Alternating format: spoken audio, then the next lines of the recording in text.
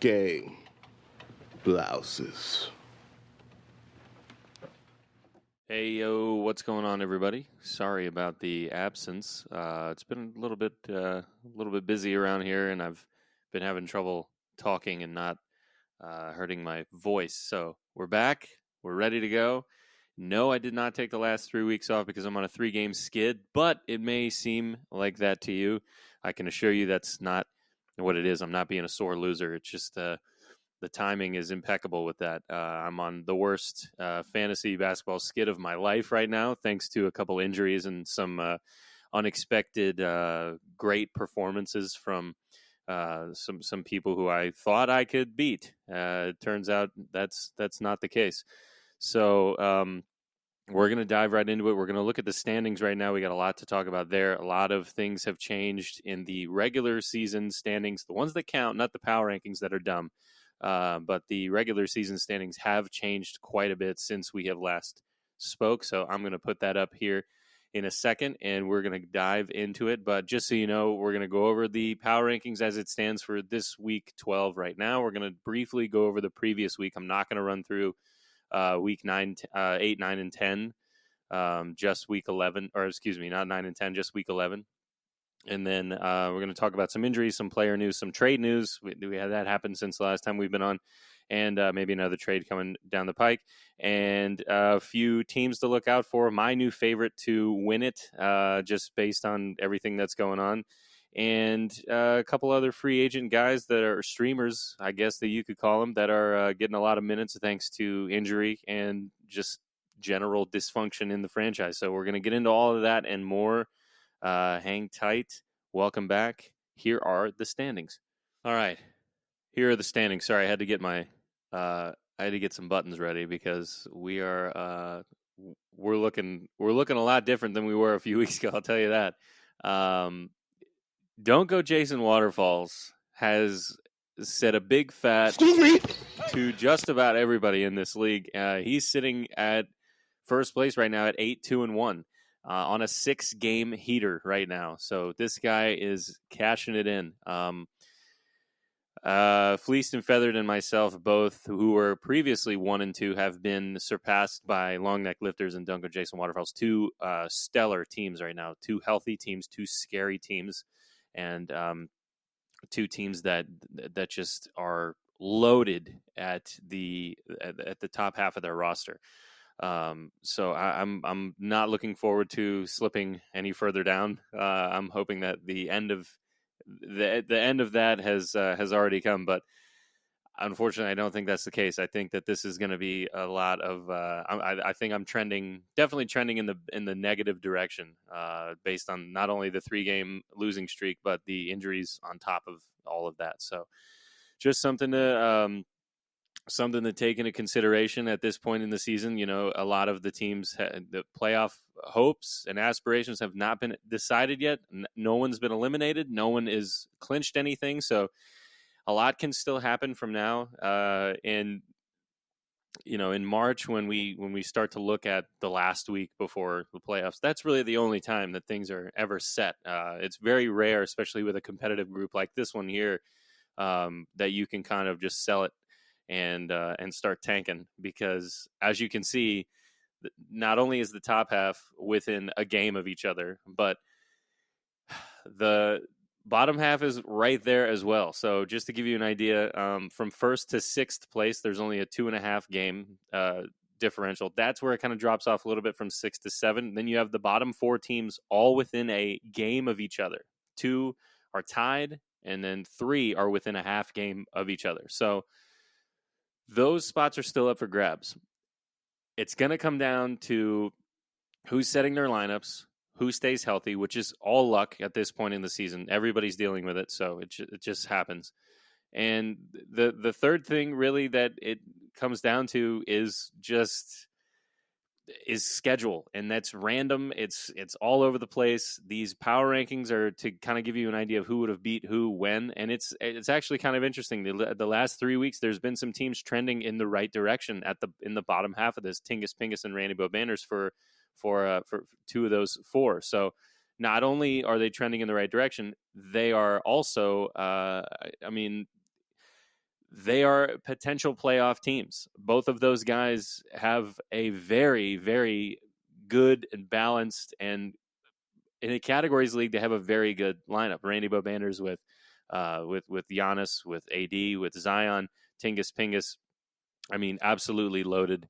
He's having a couple guys just go absolutely bananas right now. Tyrese Halliburton right now is out. Cade Cunningham is out, but Anthony Simon's doing a lot of good things for him right now. Isaiah Hartenstein doing a lot of good things right now. Devin Booker, he's going to put up numbers. The only big change here that I see in Tingus Pingus's lineup that could potentially take him out of some scheduling issues and things like that is the fact that Bam Adebayo now listed only as a center rather than a power forward / center. So there's only 2 spots you can plug him into now instead of 3. Yes, 2 spots before because you have the center spot and the utility spot. I'm counting the utility spot as a spot. Okay.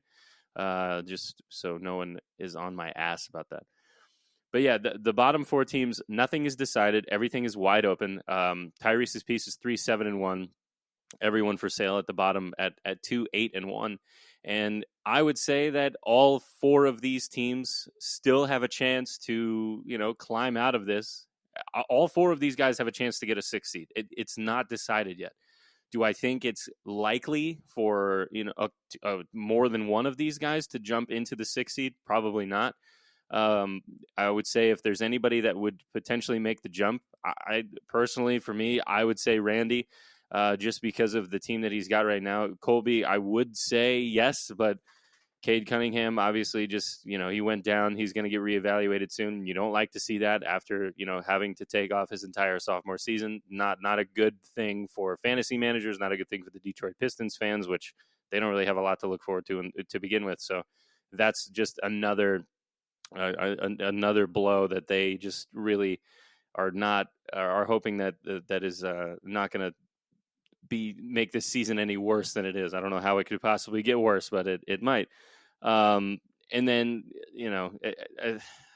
I don't know. Tyrese Halliburton, that looked to me, the injury that he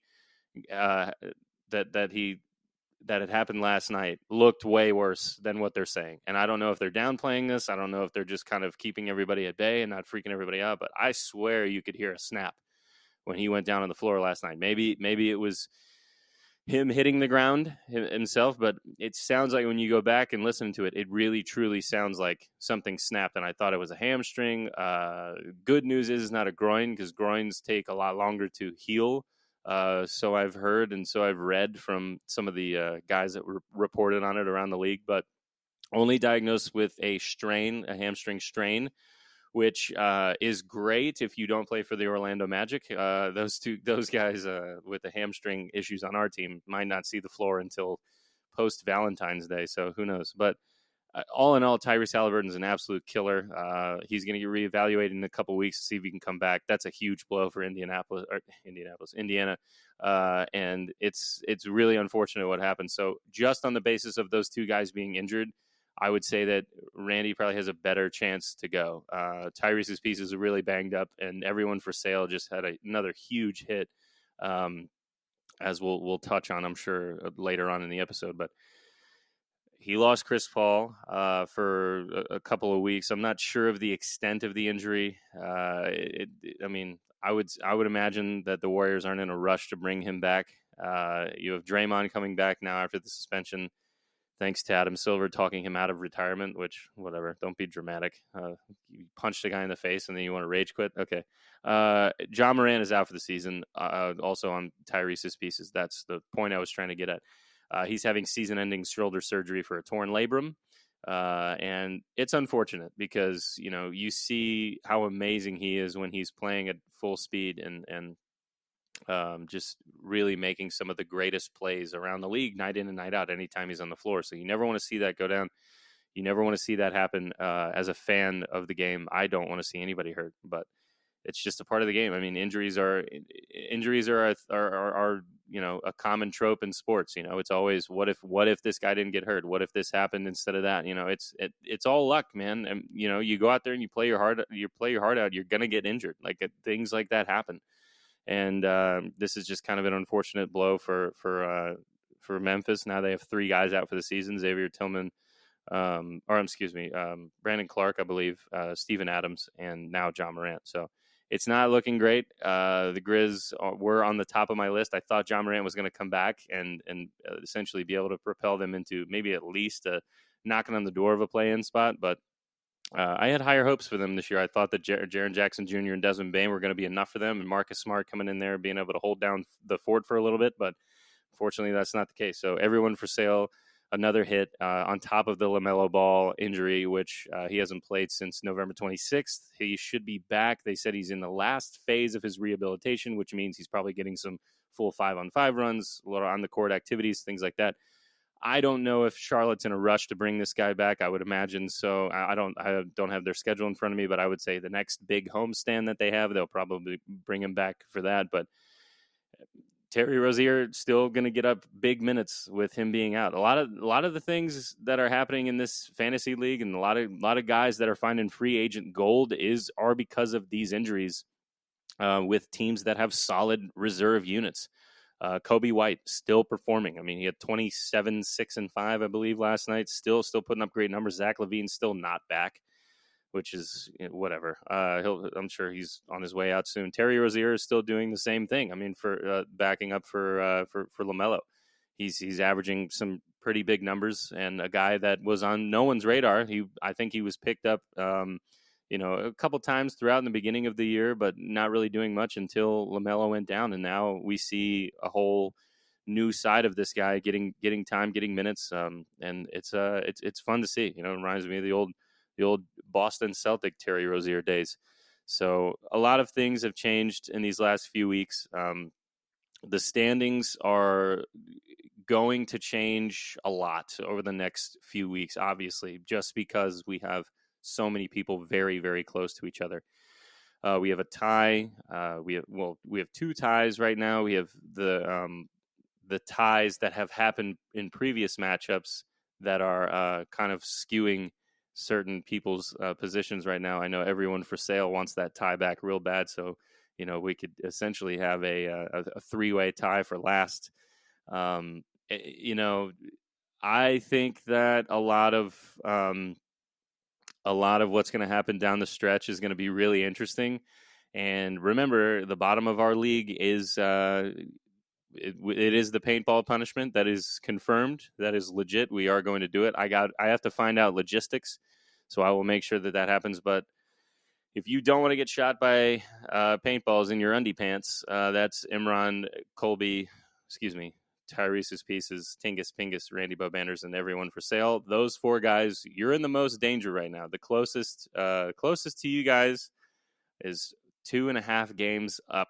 So unless things start to trend very positively for a couple of these guys at the bottom, I would say that Brian, Smoking a Bowl, and Luka Doncic are out of the paintball punishment considerations for now. Not for the entirety of the year, but for now. I would say that the only person that is not going to have this happen is Jesse at the top and possibly Jack, but the others are still relatively close. Unless something wild happens, I would say it's going to be the four that are at the bottom right now, but it is a long season, and as we know, these injuries are out in full force right now. Point guards are dropping like flies. You have Tyrese Halliburton and Ja Morant going out last night. You have Cade Cunningham right now. You have Lillard out for a personal matter. Who else? I mean, there's Darius Garland right now is done for a little bit for the jaw fracture. And I mean, there's a lot of guys that are in and out right now. Jimmy's in and out of the lineup. Kevin Durant has been in and out of my lineup. It's a lot of guys resting. It's a lot of taking your time to get back. A lot of this, a lot of whatever. It's January. These things happen. It's a long season, but we have 2 months until the playoffs as of right now. So we have 8 more weeks until the playoffs happen. Our playoffs begin on St. Patrick's Day weekend. So I believe that is I think it's the actual, yes. So playoffs will actually start on the 18th, so the day after St. Patrick's Day. So the last regular season matchup we have is March 11th through the 17th. That's week 20. I backed it up a little bit so we don't have to worry about resting. And hopefully by the time that the playoffs happen, which will be 3 weeks after March 17th, That'll take us into early April. They'll still be playing for spots. So what I said last year, it's beneficial to have guys that are going to be fighting for a playoff spot, which I had a lot of those guys on my team last year.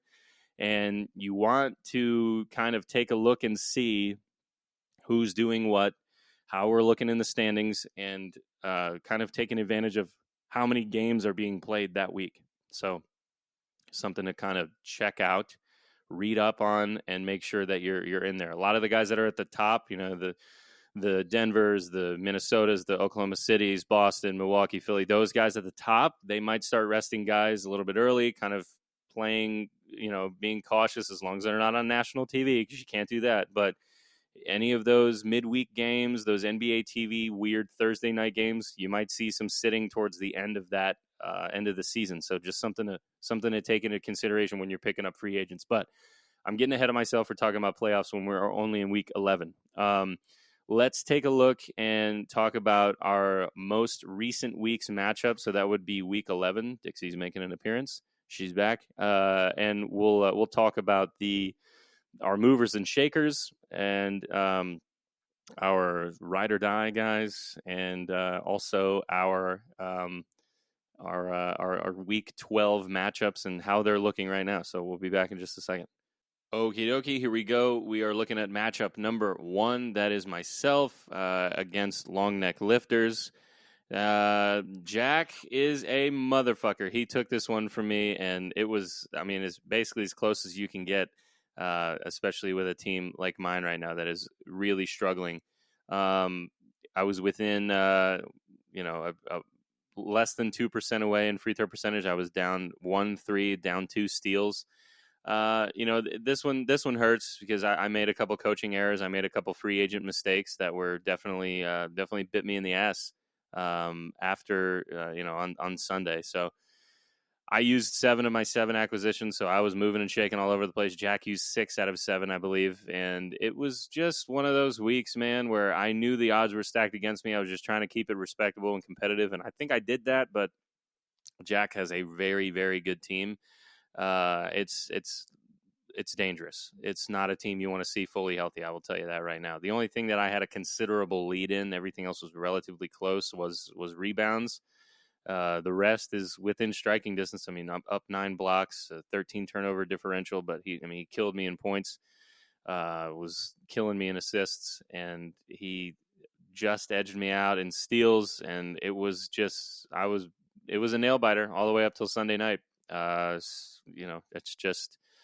just unfortunate for me. That's 3 in a row. That I've lost 4 out of my last 5 after starting 6-0. I'm now 7-4. So that really fucking hurts, man. I'm pissed. So I'm hoping that I get some guys back and I can make some things happen, but it is really not looking great for me. I'm gonna need a fucking miracle to happen in the Zach LaVine department for me to have any sort of playoff hopes and aspirations for a deep run, because Evan Mobley's probably going to be out until March, and Zach LaVine is if he doesn't get traded, he should be playing behind a couple of these guys that are out there actually, giving it their all. So that's it for matchup 1. Let's take a look at number 2 of week 11. This is Dunko Jason Waterfalls and Randy Bobanders. And we haven't done one of these in a while. Let's get one of these. Dunko Jason Waterfalls. With the dub this week, 7-2 over Randy Bobanders. Randy Bobanders staying strong. 0 out of 7 acquisitions used. He got him in rebounds. He got him in blocks by 1, but this was damn close to a 9-0, man. Jason Waterfalls with a huge advantage in free throws, up 6% on that. Huge advantage in threes, almost doubled. Up 4 steals, up 21 turnovers, which is rare. Normally, when you see a team outscore and outplay, and in a blowout situation like this one, normally you see the turnovers up for the guys who have more of the people playing more minutes out there. That was not the case this week. So good win, Jason Waterfalls.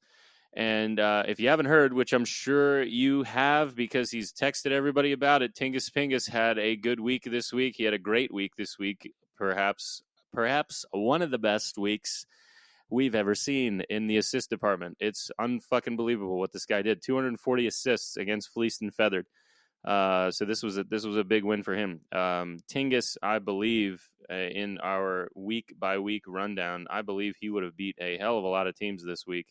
Let's see. Yeah, he would have beaten 8 out of 9 teams this week in week 11. So sorry, I just had to refer back to my trusty notepad there for that. Didn't want to misspeak and give inaccurate stats about Tingus Pingus. We know the consequences for that, guys. So we got to get those stats right. Fleece and Feather on a 2-game skid. I still like this team a lot. I still think that there's a lot of good left in this team. It is a risky team. Remember, I said this from the beginning. If everybody is healthy, which they really haven't been the last couple of weeks, if everybody's healthy, this is the best team by far, and I still believe that. But right now, I think my new favorite, obviously, because he's at the top, because he's just in the last few weeks, he's on a 6-game heater right now. He's been putting a hurting on basically everybody that he's been playing, including Fleeced and Feathered. In that pivotal matchup there.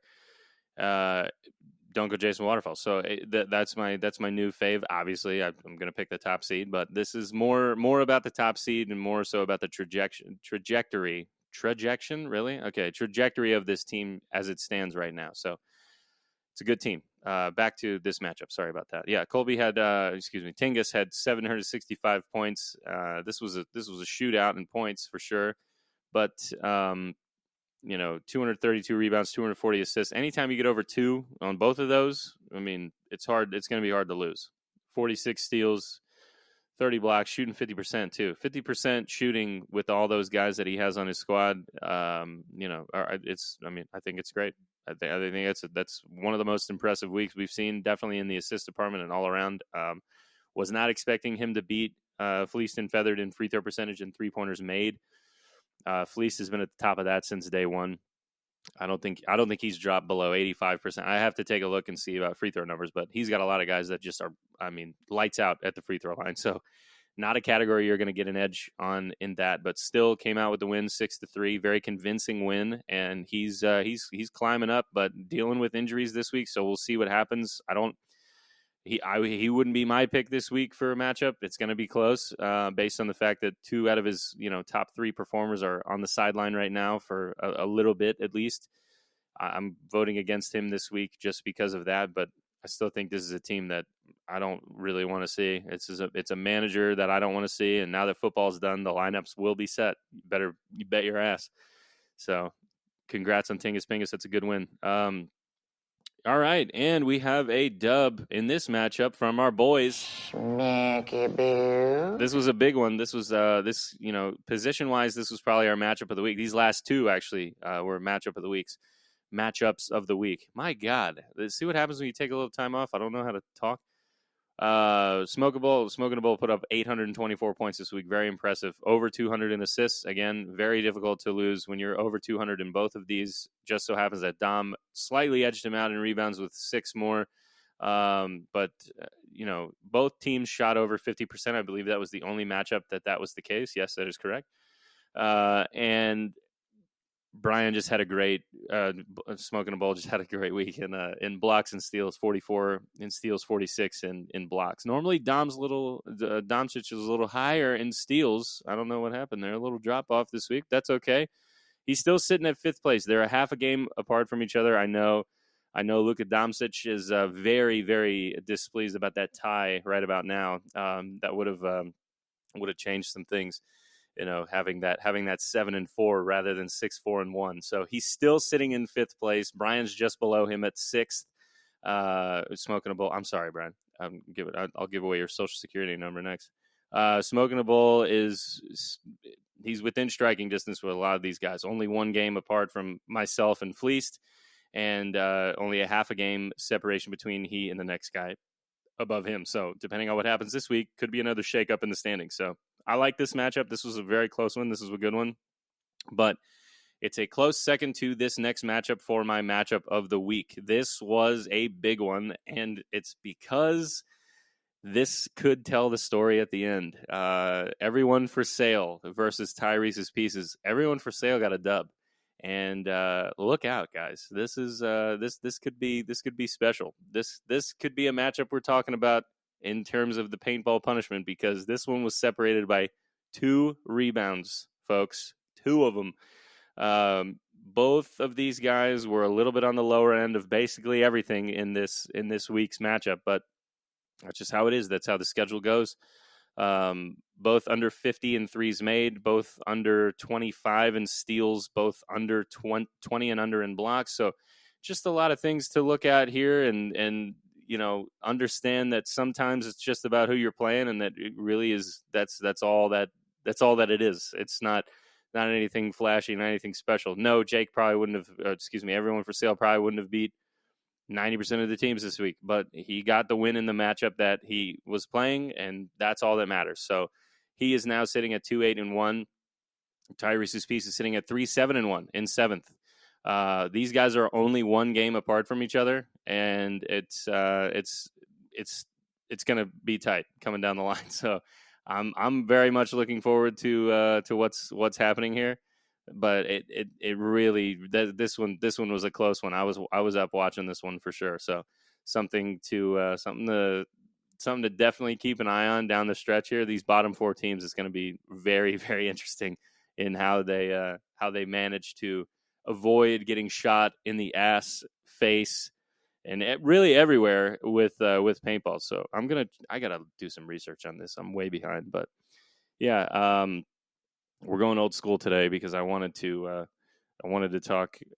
use some buttons and talk some standings and some matchups and everything. But yeah, I think that's basically it. I'm gonna wrap it up with one more thing about the recent trade and some things that are going on in the Eastern Conference that I wanted to talk about, and then we'll be done. So thank you guys for bearing with me in the 3-week absence, but just give me 1 second. We'll be right back.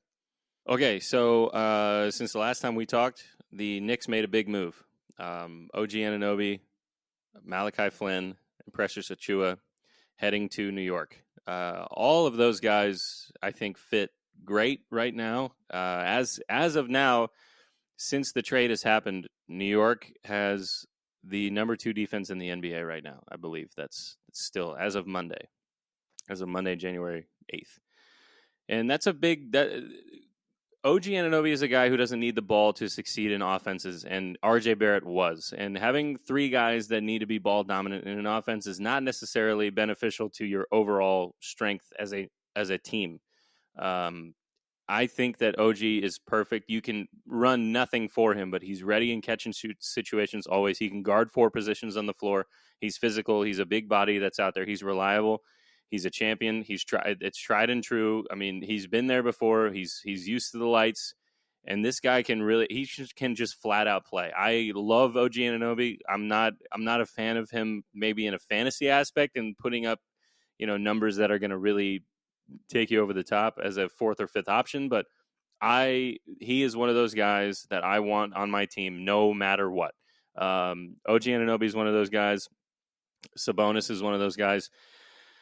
Drew Holiday is one of those guys. I mean, Kawhi Leonard is one of those guys. No matter what, if you want me to start a basketball team, I'm picking those 4 guys first. And OG Anunoby is just one of those dudes who is an absolute fucking stud. Yes, I know I'm leaving out a lot of the stars. I'm talking about a lot of those guys that just that kind of get swept under the rug every once in a while. Because when you talk about the top 5 guys, you're talking Embiid, you're talking Giannis, Luka, Shea, Bron, Halliburton right now. You're talking Anthony Edwards is up there in that conversation. Curry and Durant still up there. I mean, a lot of the guys that are the top 5 dudes in the league right now. Jokic, of course, always at the top. Those guys, yes, of course, I'd love to have them on my team. But I'm talking about the unsung heroes of the NBA. A lot of those guys that I mentioned, I don't think get enough love right now. Kawhi, by the way, sneakily having a great season. Missed a little bit of time, but not a lot. And everybody thought that this resting rule was going to really bite the Clippers in the ass. But I'll tell you what, the Clippers are looking very good. Not as good as the Knicks right now. I think the Knicks are a very dangerous team. And it all is going to come down to, what they get out of a backup center, because they really don't have anybody else that's playing that. Mitchell Robinson going down is a huge, huge ding to not only their defensive presence, their offensive rebounding is going to go down, their blocked shots is going to go down, the contested shots. Any defensive aspect, any hustled aspect, any physicality that he brings to the table is now gone for the season, and it kind of sucks because he was having a stellar year. I mean, there was a stat in the beginning of the season that Mitchell Robinson himself solely was out rebounding on the offensive end teams.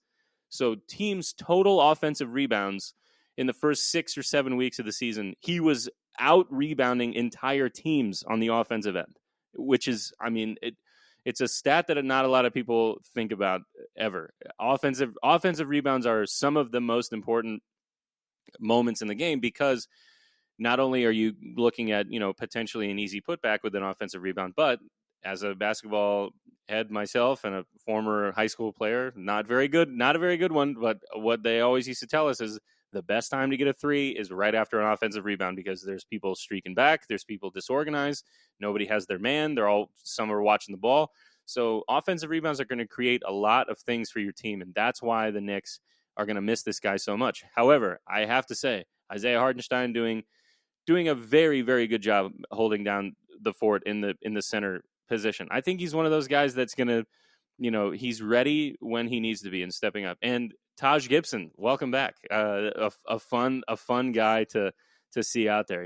I remember watching him years and years ago on the Bulls, playing the Heat in those heated Chicago-Miami series in the early 2010s with the big three, the Backstreet Boys over there. So it's gonna be fun to watch for sure. I think the Knicks are not a team that people want to see in a playoff situation. I think that the Knicks may be able to get that fourth seed and host a playoff series. I think that they're going to be able to get that. Orlando's slipping a little bit. Indiana just lost Halliburton for hopefully it's only a couple of weeks, but we'll see. That's going to be, that's a huge part of their offense. So things are going to change in Indiana for sure. The Bucks are slipping. They don't look good at all, and I don't know when it started, but I can tell you that if you roll back the episodes a little bit, a few episodes ago, I had mentioned that one of the biggest problems in Milwaukee's organization right now, from the top to the bottom, is the fact that they don't have a good defense. It's not good. It's the Drew Holiday effect. You know that this is going to happen when he leaves.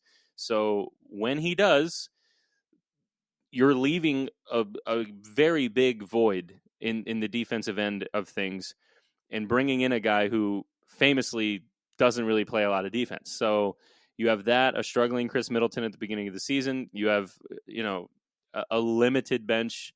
And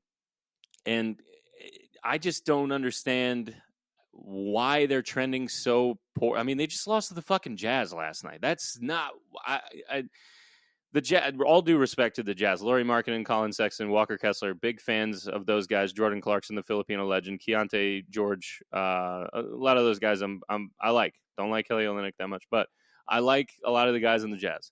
And I think they do a lot of good things. However, I don't think anybody fucking picked the Jazz to win last night.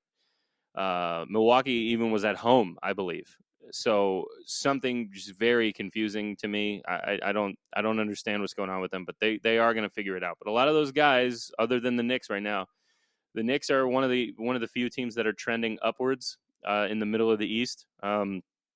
They have a good January. They have an easy schedule, so this is something to be able to try to beef up those wins in these months after a rough December schedule. So I would venture to say that the Knicks are going to probably lock up that 4 seed. I would say that we're looking at some iteration and some shuffle of Boston, Milwaukee, Philly, and New York, with the 5th seed likely being Miami. Okay, yeah, that's really all. That's really all I got.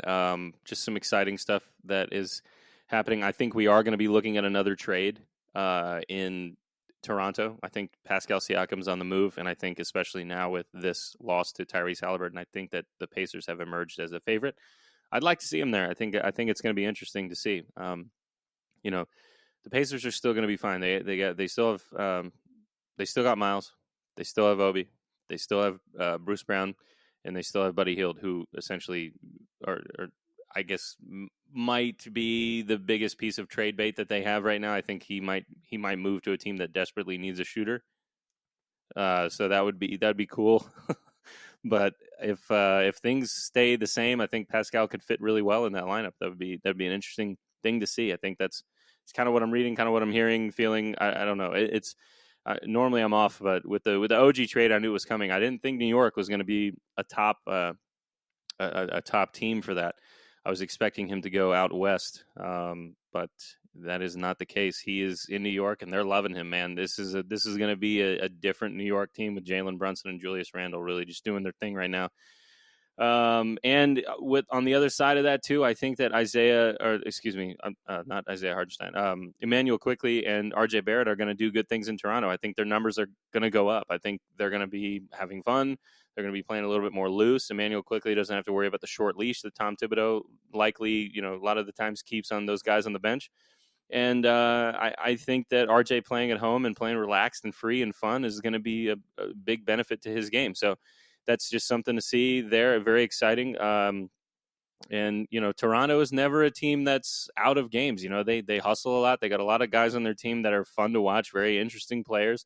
Those two that I just mentioned, Pascal, obviously, and then Scotty Barnes, potentially the most improved player of the year this year. I don't know. I mean, he's very good. I like him a lot in a lot of lineups. He's a big body, very physical, very strong, and his shooting numbers are up too. So that's just a positive for Toronto, which a lot of Toronto fans, one of my friends specifically, a little concerned about what's going on right now with their roster, with their lineup, with certain things. But it's going to be fine. I think that Toronto still they have a good history, they have a good organization, and I think that they're going to be okay at the end of this. But